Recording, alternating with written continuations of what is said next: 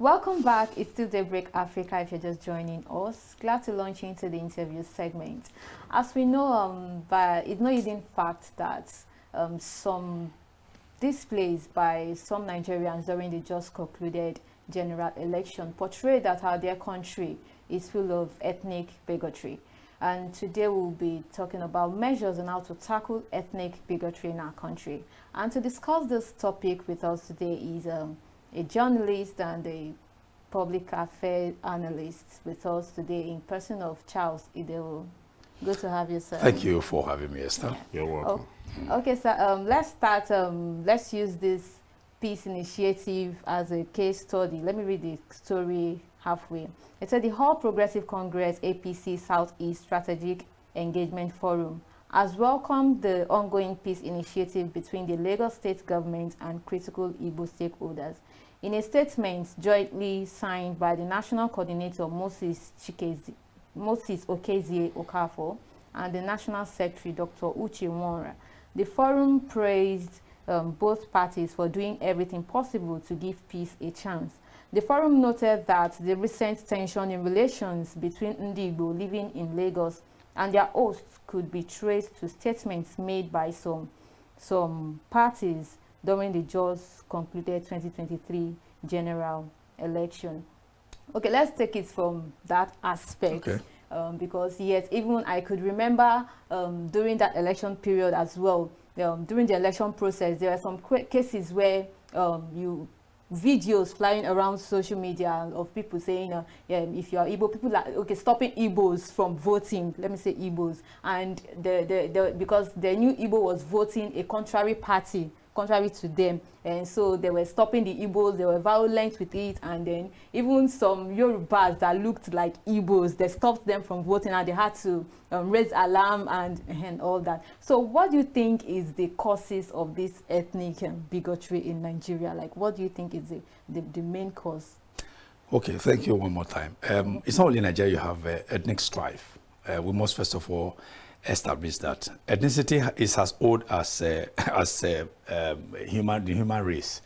In those days, in Bible times, you had the Israelites warring against the Moabites. The Moabites are Moabites of the Moab ethnic group.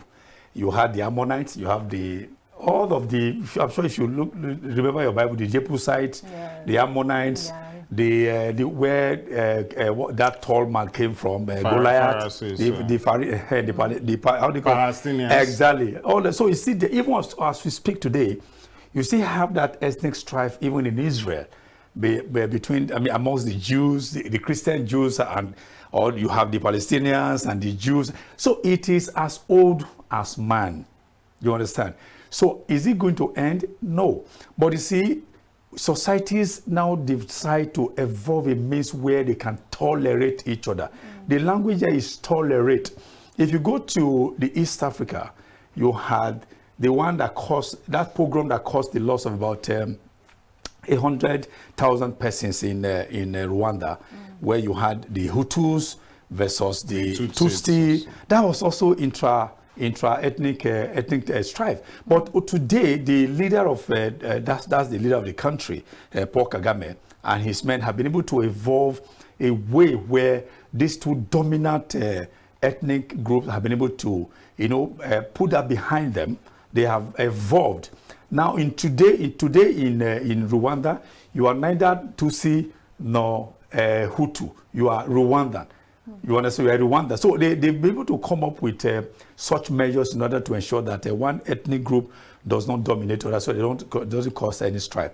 If you also go to Ghana today, they also have ethnic strife. Even when there was a time, I don't know if you heard, where there were this xenophobia, they were saying Nigerians should leave Ghana and all that. It's also about ethnic. Okay, no, you are Igbo people, you must live there and all that. You go to South Africa, you also have problem with Zulu and the Tosa people and all that. So it's as old as man. But you must find a way to ensure that everybody is happy. First of all, you are an Igbo. You can't take away the Igbo-ness from an Igbo man. You can't take away the Yoruba-ness from a Yoruba, because it is God that has made you Igbo. It's God that has made you Yoruba. So that, of course, is a fundamental human right to you to first of all say, I am of this ethnic group. But how do you now ensure that being Igbo does not harm somebody being a Yoruba? That's where, I'm sure that's why we are here today to discuss that. Yes. So the causes are there. First, you have to talk about dominance. You have to talk about trade. Then you also talk about the social. Okay, let me take it. Let me try and unpack them. The issue of trade. You remember that, you know that the Igbo man is very enterprising. The Igbo man can come to a place that was hitherto uninhabited. The Igbo man will take it over and turn it into a city, turn into a thriving business environment. The Yoruba man may not be able to do that. You understand? The Igbo man can come here and stay here for the next 5 years, not feeding well, but he will turn that place around, and the economic activity of that place will now become even something that will even wow you. It's the same thing. Go to Alaba. I had a trade deal with Alaba 2012, 2010, 2014. There are places that were swamps. The Igbo man will go there, fill the whole place. Before you know, you go back there in 2 years' time, you can no longer recognize that place. So the people who are there, they are sometimes it could be envious of those people. So you think you have money, you want to dominate me. So if you are dominating me in that aspect, I am your landlord, so you must submit to me. So these are some of the areas where some of these causes. I want to ask a question now. Yeah, you mentioned Rwanda, and we all know what happened in Rwanda. Yeah, in 1994. Yes, that continues to reverberate across the whole world up to that genocide issue. And like you said, Paul Kagame came in and decided to evolve a way, exactly. And somebody who went to Rwanda said, do you know that in Rwanda now that it's as if everybody is just like, they don't even want to think about the war. They don't even want to talk about it. You don't even see somebody saying, I am a Tutsi or I am a Hutu or whatever. You know, they don't even want to talk about it. It's as if something shameful that happened to them that they caused by themselves, and all of them are shamed by it. How do we come to that realization that a civil war happened, that happened? And I know so many African countries that civil wars happened. If right now Russia and Ukraine are fighting, and it seems like a civil war because they're almost the same people, if not the same people. If not for the Yugoslavia, this USSR splitting, in they will still 1991. be the same people. You understand me? So how do we eliminate that? Because we're looking at social developments now, and if you do not eliminate such strife, you understand, it will not lead to anything. It will only lead to destruction. That's it. And demolition, destruction and everything. Like some people were saying, like we're hearing feel as, oh, you people did not vote this and you see what will happen. You do this and this and that, and fear, strife. I read the social media causes. The people cursing themselves, insulting themselves. Sometimes I just look at it and say, wow. Sometimes I don't even want to read something. I don't want to read a comment of some things because it makes me feel like I'm not even safe out there. Yeah. I'm not safe because I have a Yoruba man who is my baba. I mean, what happens if we are fighting each other? I have a Yoruba man who is my landlord. What happens if we start fighting? I have a Yoruba man who a Fulani man who polished my shoe in my village. I have Hausa people selling things in my village. I have Yoruba people owning places in my village, speaking my language, and they are selling items. If we all now start to say you are this and that, I was telling my driver, the driver that brought me to take you, do you know that just last week my cousin got married to an Oshu girl in my village? Yeah.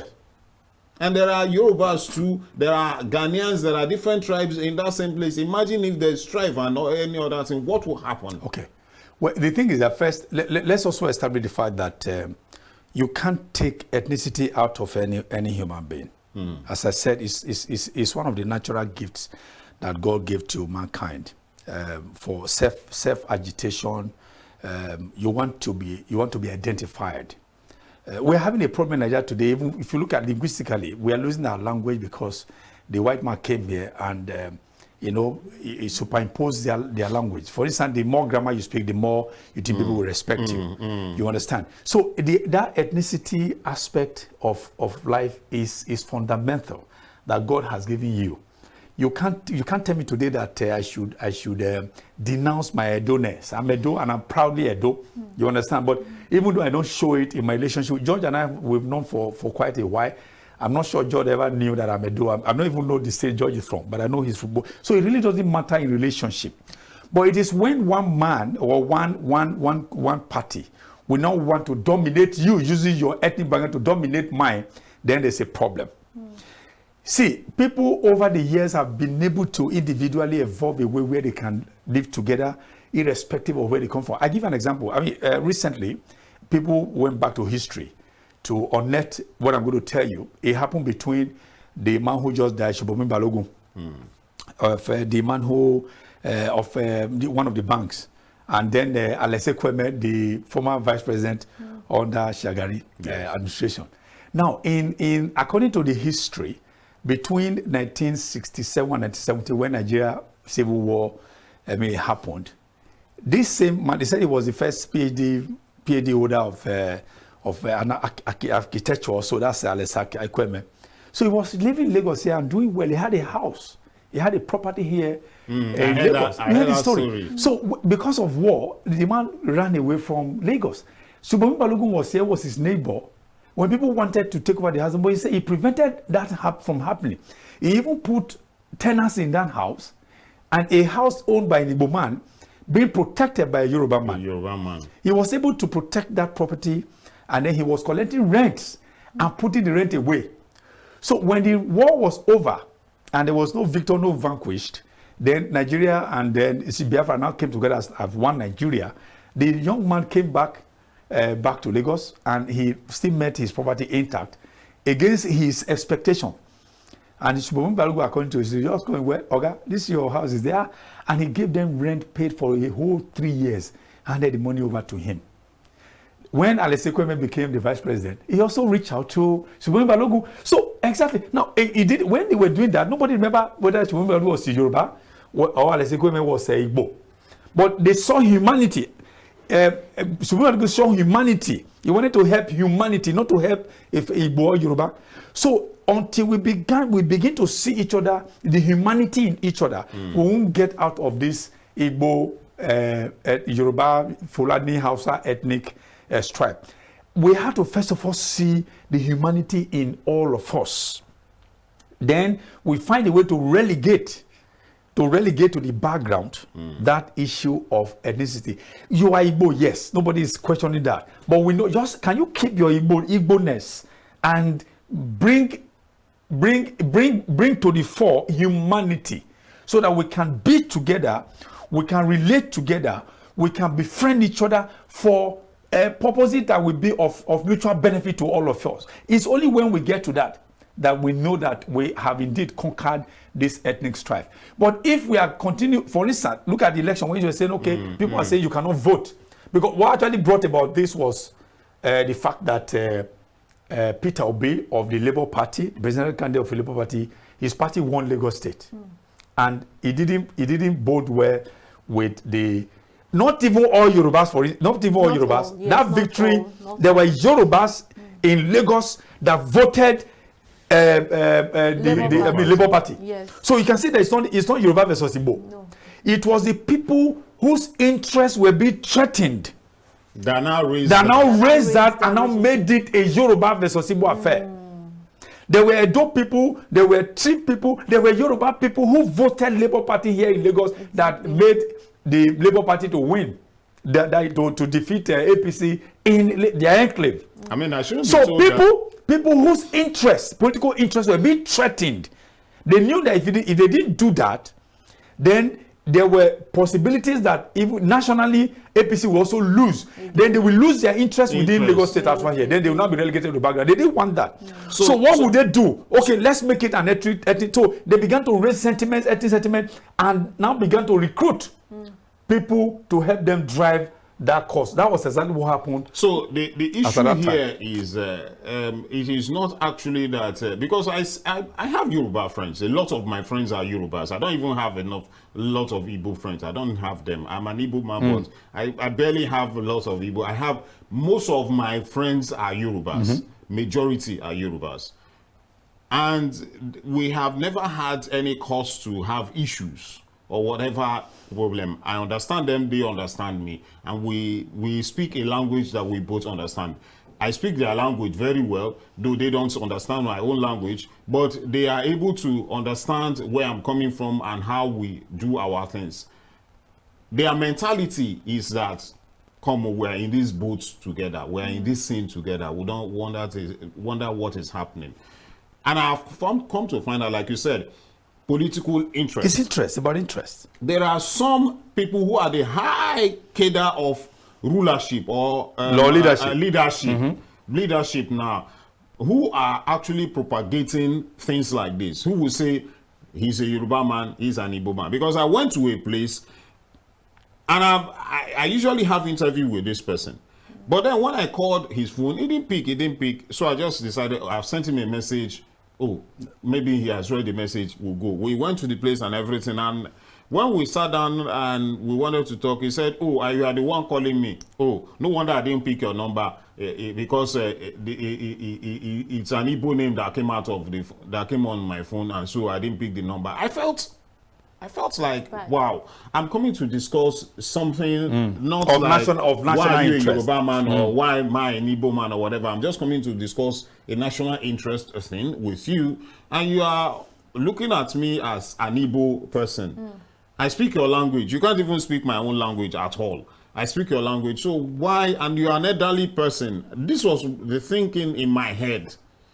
So why? So which means that a younger person of your age will just take it like, oh, yes, you are doing the right thing. If my leader can do this thing, if our leader can do this kind of thing to this person, so me too, I should do that kind of a thing, which is wrong, totally wrong. Okay. Wrong. Totally wrong. So how do we now remove that thing, that political interest? Well, you can't remove it. You can only find a way to tolerate it. Because these people who have this political interest, they are very powerful. They feed from that interest, and they become relevant because of that interest. So if you take away that interest, you want them to be relevant. You want to affect the very source of their income. No, they're going to fight against it. Now, how were they able to succeed during the election, where they were able to recruit the everyday people to join the army in the manner of speaking? Now, they started this ethnic fest. The body board that was Viva Rose, that was the candidate of the Labour Party, a Yoruba boy. They began to now raise stories about his wife not being a Yoruba. And the mother, I guess. The mother is not Yoruba, not there. So if you do that now, you are now saying that Igbo people are going to be. Now, somebody even said, if you're not careful, that they're going to install Igbo man as a governor in Alausa. That then Yoruba will now become subservient to Igbos in their own land. But I laugh over such. But it's a dangerous narrative. But have they forgotten it? No. Right now, the party that they were fighting to retain the power. Now they have they've all put their sword back to their sheet and all that. What are they doing now? They are waiting. Their interests have been safeguarded. Their interests have been sustained. So they are happy. You understand that, man? So they won't talk again until 4 years' time, election time. And it traces that again. So if you threaten their interest, they don't mind. See, what they went everywhere. Go to Itire, it's Igbo. Go to Ajangbadi, everywhere Igbo. Now, okay, even look at recently. There was demolition in Alaba. And don't forget that this demolition started since the notices started since 20. I can't recall now. I think 2016, 20, or even before that time. They've been giving notices about destroyed buildings and all that. Now, government moved in there, though not timely. But again, somebody will say, why? Okay, have a building that destroyed. Will you wait for people to die before you now move in? Now, the government moved in there in order to demolish this building, even though these people have received several notices to quit. When the bulldozers move in there, oh, it's Igbo shop, and the government is Yoruba government and all that. You understand? So these people whose interests are threatened, it's not only in Nigeria. if you go to, let me give you a story. I'm sure you are old enough to remember the IRO, the Irish Republican Army of the Northern Ireland, where you had the problem UK, whether the Northern Ireland would be part of UK and all that. Yes. Because the England, Wales, and Scotland, they are basically Anglican. Yes. Then the Northern Ireland is basically Catholic. Catholic, yes. So they be having problem. This is not ethnic issue. This is religious. Okay, how do you are not allowing Catholicism in leadership? It's only Anglican. There was a problem. This man said, okay, if you don't want us in government, let's have self-determination. That was when Jerry Adams, that time, who was the leader of the IRA, he took up arms against the state. They were looking for where the Northern Ireland would be a country of their own, so that they can practice their faith, practice their Catholicism, and all that. That's also another arm of another extension of ethnic strife. But at the end of the day, they were able to come back to say, okay, they look for a nomenclature. You know that nomenclature was where they now accommodated the Northern Ireland. What you now have it, United Kingdom of Great Britain and Northern Ireland. That was the nomenclature they were able to evolve to accommodate them. United Kingdom of Great Britain, which is England, Scotland, Wales, and Northern Ireland. That's exactly how they were able to come up with that. And then they now say, okay, you have your own parliament. Scotland will have the parliament. And everybody will come together on that Britain. That's exactly how they were able to resolve that matter. So they have their Catholicism to themselves. The England will have their Anglican. But it doesn't affect them when it has to do with leadership.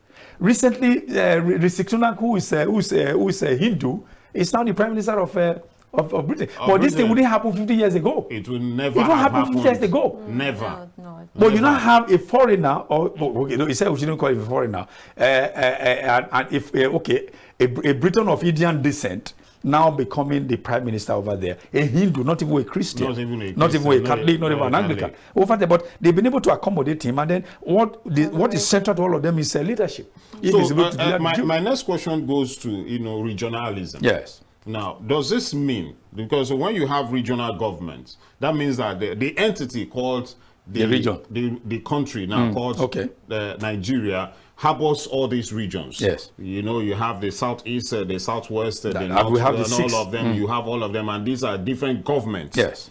Scattered all over, but they are all governed from the center. From the center, like that. No, they have their a loose center. Yes, and a loose center that means that you are generating resources within that your region. You are doing everything, and you are trading with this other region, and where everybody is living in peace. Do you think that should be the solution to this sort of thing? Well, yes and no. Let me answer the yes. The yes is that. Okay, let me answer the no. The no is that even when you say, okay, let's be having regional government, what you're going to do is that this central problem we have in Nigeria, you not be multiplied into 6. That's what it means. The central focus of this Nigerian problem will now become because it feels the interest is up there. No. So no. See, in Igbo land where you come from, you have 5 states making up that southeast. I remember I grew up in Igbo land. I'm sure you are aware of that. I also grew up partly in Igbo land. There was a lady who was my brother's friend, a co-worker. Then my brother was working in Enugu. The lady was going to get married to an Anambra. I said never. She would never get married to an Anambra man. What am I going to be doing in Anambra? But that's Igbo. Now you also understand. It happens today. Even when you get to Abia State, are you from? Maybe you're from Abia. The Ungwa man. I'm Imo State. The funniest thing is that in Imo State there are some locality, even in a village. There's some people who don't like, no, I can't marry these people. I can't even come to then you are now multiplying all these problems. Let's bring this to a question. So I'm still going to answer the regionality. Let me answer Esther. Apart from this ethnic and bigotry, everything, it creates discrimination as well. Yes. Discrimination, inequality, and all that. And this can be seen in various forms, just like marriage, just like you say. There are even in some, let's take for instance now in Imo State, there's one part of Imo State that will say, oh, I can never marry for social parts in same Imo State. Even in schools, in universities, like I can remember this thing started very, very, very long time ago. I can remember back then in school, my school fees for indigenes are different from that of non-indigenous. I think about 60,000 naira different as of then. And then even at that, to gain admission again, if you're not from that state, to gain admission is another problem. If you're not from the state, to give you like some kind of difficulty before you gain admission and all that. So this discrimination and all that, do you think education has any role to play in tackling this ethnic bigotry? No, because they don't have it. In Nigeria, the Nigerian example, education has no role, because education will even serve to bring it better, to bring it more, into the open. It is when you study, you now begin to study history of Agbo. You begin to go to the Nigerian Civil War, how agriculture was murdered, how the education will bring it to the somebody was born in the 90s who never knew the Civil War. Education will study. That was part of the reason why they had to kill history, so people will not remember the past. I begin to think about what happened during the agreement. Who couldn't agree? Who killed? But then it still exists. It still persists. No, I'm just saying so. But it didn't serve that purpose at all. All right. So it's not going to work. See, what happens is that we must find a way. That way is let's respect. First, let me keep my Edo-ness with me. You keep your Yoruba-ness or your Igbo-ness. Don't let it come to the center. What is in need for both of us? What is beneficial to both of us? Is it trade? Let's trade and make profit. Just neutral. Is it marriage? Let's do love. Let's do affection. Let's do all these things and forget. You understand? It's only when we come to that level, you now begin to see that we are beginning to find harmony. But if we begin to say, you bring to the table your Igbo-ness, I bring to the table my Edo-ness, somebody bring the thief-ness, it's not going to work. Now, going back to what John, let me just tie it to what the regionalism John also talked about. And I said there's a no, there's a yes. The no is, you are going to multiply the problem that's already existing right now in Nigeria. We were having Igbo as an example. The Abia man, if you go to Ivu Ebonyi, the Abakaliki man, the Afikpo man, all of them, they don't agree. You go to Imo, the Olu, one of that. They don't agree. You go to Abia, I mentioned the Uba Kalaman. We agree with Yoruba. Yeah, we agree with Yoruba. The Oguman does not agree with the Jebuman. Go to Akwa Ibom. You have the Anang. That we always say, no, the BBO is always having to talk about. It's only, okay, go to Edo. Edos are supposed to be culturally affined. It's supposed to be one culture in Edo, though with dialectical differences. If you go over there today, I'm from Edo State. Edo stands on a tripod. You have the Edo South, which is the Benin speaking. You have the Edo Strait, Eastern speaking. And then you have the Edo North, which doesn't speak one language per se, the different dialects. That one also stands on the tripod. You have the Esther. You have the Onwa where I come from, then you have the Akoko Edo. All right. When you also get there, there's this dominance by the Esako to always dominate the Onwa man and dominate the Akoko Edo man. It's also there. Even right now, even as I speak now, there's jubilation in Onwa land, where I come from, that the Speaker of the House of Assembly in Edo State is from Onwa. Oh, the majority leader in the House of Rep is from Monwa. So they're happy for the very first time. Oshomole has lost her because Oshomole and all of them, the deputy governor is Sesako. Oshomole is Sesako. The immediate past minister of budget and whatever, Kemetamba, is Sesako. The senator who represents Sesako is only Sesako that is don't know. That's also there. Then when you now get to the bigger Edo, there was a time that the Esako, no, the us who I do not, and the Esan, the Edo Central, were also afraid of the Bini dominating. So they wanted an affirmation state, affirmine and Esan, affirmation state, so that it can also be there. Even if you also take affirmation state, they also have Esan will now be Esan will now be dominant. They will not be lording over the other one. So it's all this regional government may not. What I'm saying, but Abacha did something before he died. We forfeited the gains we have got. Abacha, it was Aleseko mentioned earlier that suggested this issue of regionalism to Abacha, and Abacha bought into it. No, it was not supposed to be for political convenience that they have taken it to be today. When you are sharing position, what goes to Northwest, the governor, the president is from the president from the Southwest, the deputy, the vice must go to. It wasn't the original idea at all. It was for economic convenience, not political convenience. That this geopolitical zone we had. Abacha according to what the document that Alesi government submitted to Abacha, to his government at that time, it was to divide the country into 6 geopolitical regions, then they have cultural affinity, they have linguistic affinity, they have all of them together. So that all these states within the regions can come together. Those one who are receiving anything you receive from the federal government, you can put part of it, bring it to the table. All of them will now use it for the benefit economically of that region.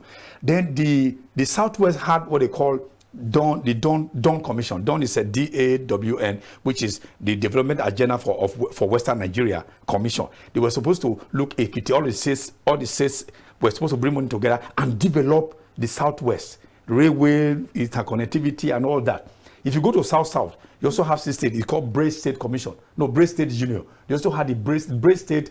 The Brace State is the 6 South state. Brace an acronym for B for Bayelsa, R for Rivers, A for Akwa Ibom, C for Cross River, E for Edo, and D for Delta. The Brace State Union. They also had that. They had their maiden meeting in Asaba, where all of the states they get 13% derivation from the oil because they are all oil producing. So for the 13% they get from the federal government, they were further supposed to be maybe 2 or 5% to put together the river state will connect to Akwa Ibom. Akwa Ibom will connect to river will connect to all these other states over there to all integrate economically and grow. So nobody would think this an Akwa Ibom man. Everything was supposed to be economic interest. But today, what did they do? It's about power sharing. Oh, this is, if you go to Lagos now, I worry, we take this in Lagos State. Oh, who are going to take this one? There's also a problem. That was in the initial, and that was what that regionalism aimed to achieve.